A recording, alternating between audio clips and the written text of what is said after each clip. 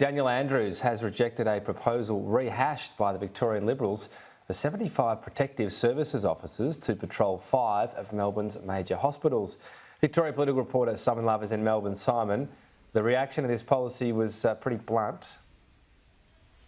Oh, it certainly was, Tom, and this is a bit of a case that Labor's describing as back to the future for the Victorian Liberals, as this is something that the Liberals, when they were in government, actually dumped as a proposal under the Baillieu government. But now Matthew Guy will later today announce 75, if he was elected, 75 protective services officers would patrol 5 of Melbourne's major hospitals. Now, protective services officers are a different type of service officer to a police officer. They currently patrol Victorian Parliament, and also they're seen on train stations in Melbourne after 6 p.m. It was a feature of the then Baillieu and Napthine governments for them to be on train stations, but now the Libs want to go one step further, put them inside hospitals, because there's been violence issues of late.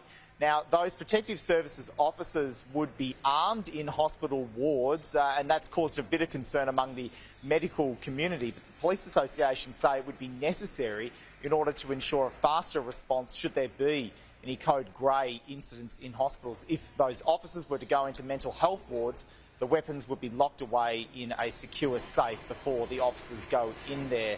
Now, let's have a listen to Danial Andrews, who's been out at West Gippsland this morning. He's been very critical of the Liberals, given that they shelved this proposal in 2011 after findings from a parliamentary committee. They junked this policy, they disbanded it, they didn't do it only a year or 18 months later. So we've got more police than New South Wales, and that's because of a Labor government.